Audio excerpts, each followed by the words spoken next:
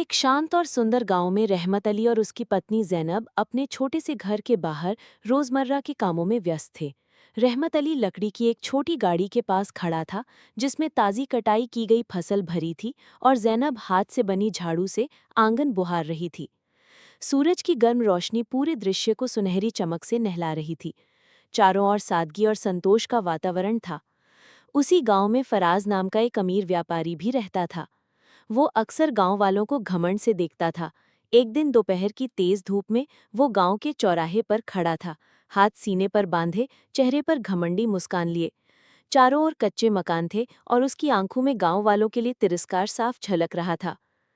समय बीता और गांव में सूखा पड़ गया, खेत सूख गए, जमीन फटने लगी और लोग भूख से बेहाल हो गए। उस तपती दोपहर में रहमत अली एक छोटी सी अनाज की बोरी लिए खड़ा था, और जैनब पास बैठी थी, चिंता में हाथ जोड़े दुआ कर रही थी। गांव के लोग उदासी से उन्हें देख रहे थे। तब रहमत अली ने अपने पास बचा अनाज लोगों में बांटने का फैसला किया।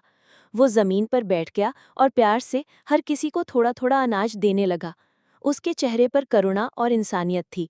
ये दृश्य गांव में उम्मीद की एक किरण की तरह था। कुछ समय बाद एक दिन रहमत अली अपने घर में चारपाई पर बैठा जैनब को प्यार से देख रहा था। जैनब की आंखों में उसके लिए चिंता और सम्मान था। बाहर पेड़ हल्की हवा में झूल रहे थे और कमरे में एक सुकून भरा माहौल था। उधर फराज की दुकान से अनाज चोरी हो गया।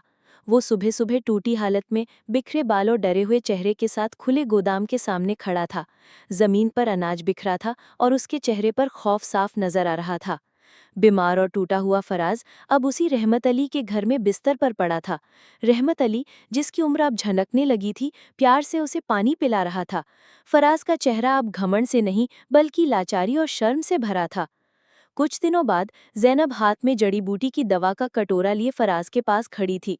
उसके चेहरे पर करुणा और स्नेह था। फराज उसकी तरफ हैरानी और कृतज्ञता से देख रहा था। अब उसका घमंड पूरी तरह टूट चुका था। एक शाम जब सूरज ढल रहा था, जैनब आत्मविश्वास से खड़ी थी और फराज सामने खड़ा, नम आंखों के साथ उसकी बातों को सुन रहा था। उसके चेहरे पर बदलाव साफ दिख रहा था। गांव का हरा भरा वातावरण और सुनहरी रोशनी उस क्षण को और भी भावुक बना रहे थे। समय के साथ जैनब ने पढ़ाई शुरू की। एक दिन वो किताबों का ढेर लिए खड़ी थी और रहमत अली फख्री से उसके पास खड़ा था। उनका गांव अब हरियाली से भरा था और नए जीवन की उम्मीद महसूस की जा सकती थी। फिर एक दिन एक नई टाउनशिप के गेट पर रहमत अली खड़ा था। वहां एक बड़ा सा बोर्ड लगा था जिस पर लिखा था, ये सब रहमत अली की नेकी का इनाम है। रहमत अली मुस्कुरा रहा था, उसकी आंखों में चमक थी।